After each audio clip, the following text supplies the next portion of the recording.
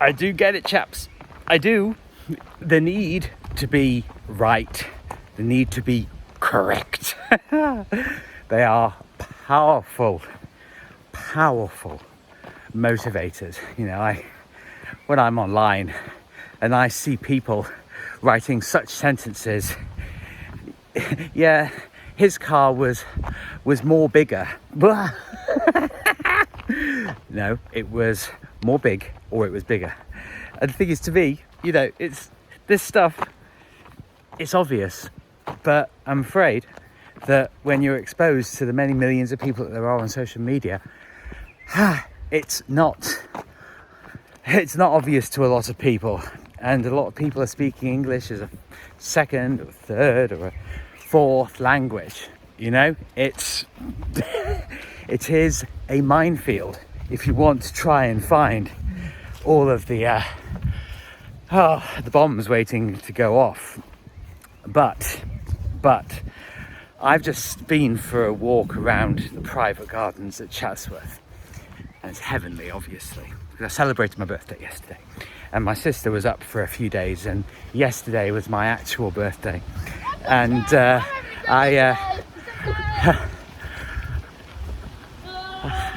I had a beautiful day. Let them have their moment. They thought that I was filming them. Carry on regardless. That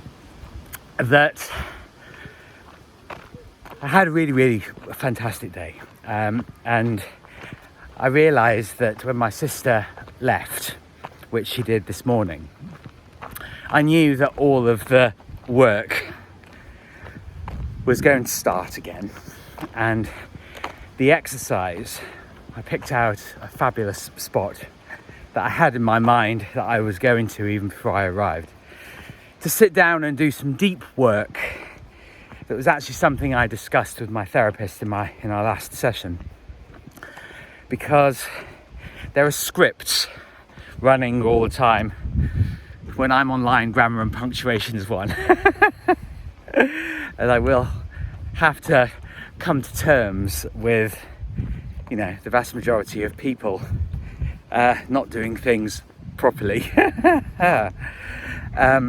But the exercise that I did first, as one of the perennial and relentless loops in my brain that I want to disentangle, is that of me and my ex, and putting it all down on paper.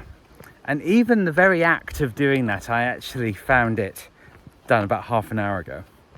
I find it extraordinarily cathartic. Just to actually see what's going on up there, out in the real world, on my lovely pad, my notebook, and to actually get some perspective on why, as I fundamentally believe everything happens for a reason and everything is meant to happen, why he came into my life, why he's no longer in it, and with time do the mourning process properly, to really feel it and to learn from it, and to extract all of the inevitable wisdom that there is in there, and over time, you know, translate that into various forms to actually help other people as well as myself.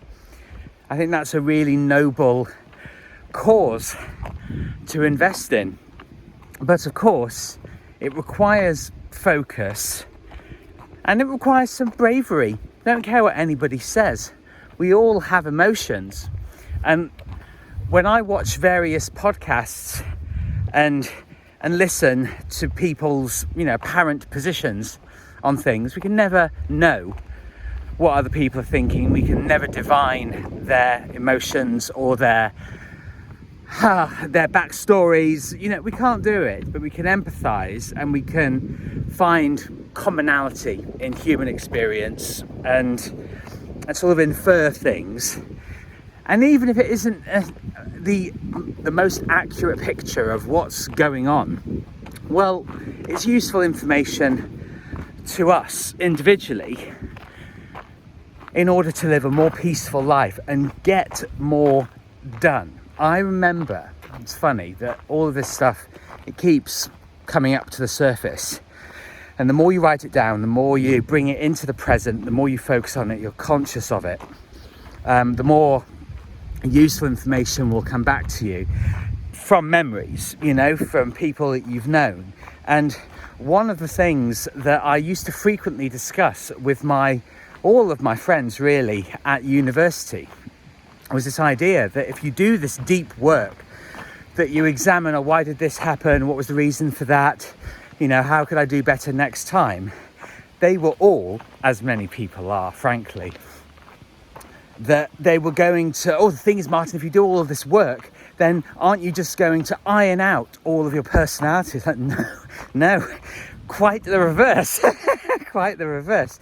And I didn't necessarily know at that time how to articulate it in a calm and peaceful way. Because the truth is, I just felt enormously attacked by those people, which is why they're no longer in my life. But I do believe that if you're willing enough to actually sit down and say, right, look, this is what I'm thinking, be brutally honest, radically accepting, and not need to focus on getting it right or being correct or, oh, God forbid I do it wrong, putting down my own thoughts on paper. You can stop being so fucking self-censorious. You know, we might actually start to value ourselves more and like ourselves more. Imagine, you know? Imagine that, ladies and gentlemen. Imagine actually making some really powerful, positive progress towards your own purpose, your own life, your own person. Imagine what you could do if you weren't held back by the chains of your resentment or your anguish or regret. These are powerful, powerful distractions and inhibitors to your very, very, very best life. And that's why we're here. We're here to be alive, to live, to be joyful, to be creative, you know, to be courageous. These are the reasons. To be blissful in the flow of life, not to be hampered by what we believe should have been and what might have been. If something is going to be, it will be. And there are certain journeys that we're on that are going to take longer than others. But the truth is, make a start. That's the best advice. Just start putting the thoughts down on paper. Get them out of here where they're all jumbled and occupying too much space. No room left at the inn is something that I felt enormously. But you don't have to. Start to actually face it head on and realise that rather than it be in control of you, you can be in control of it. And ultimately, you can free yourself and you can unlock all of the wisdom that's in there. It's all inside. You go for it.